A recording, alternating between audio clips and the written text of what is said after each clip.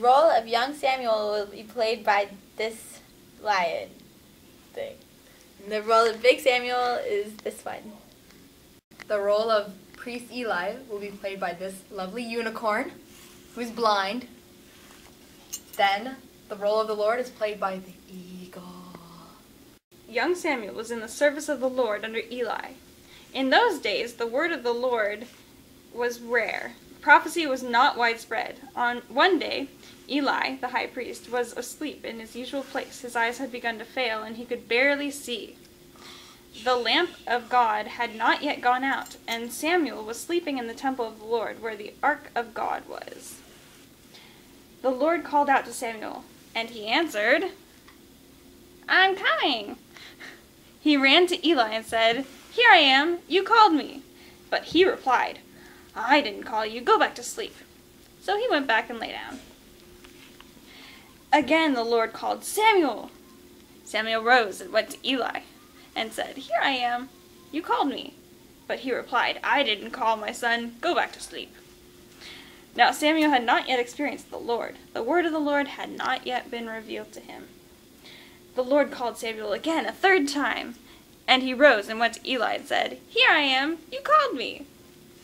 Then Eli understood that the Lord was calling the boy. And Eli said to Samuel, "Go lie down.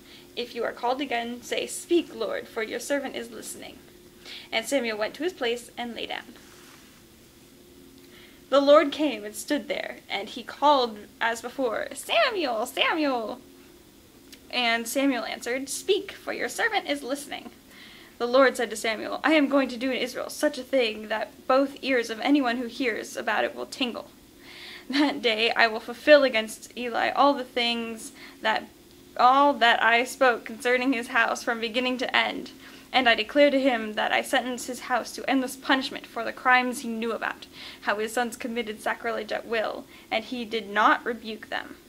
Assuredly, I swear concerning the house of Eli, that the iniquity of the house of Eli will never be atoned by sacrifice or offering." Samuel lay there until morning, and then he opened the doors of the house of the Lord. Samuel was afraid to report the vision to Eli. But Eli summoned Samuel and said, "Samuel, my son." And he answered, "Here." And Eli asked, "What did he say to you? Keep nothing from me. Thus and more may God do to you if you keep from me a single word of all that he said to you." Samuel then told him everything, withholding nothing from him.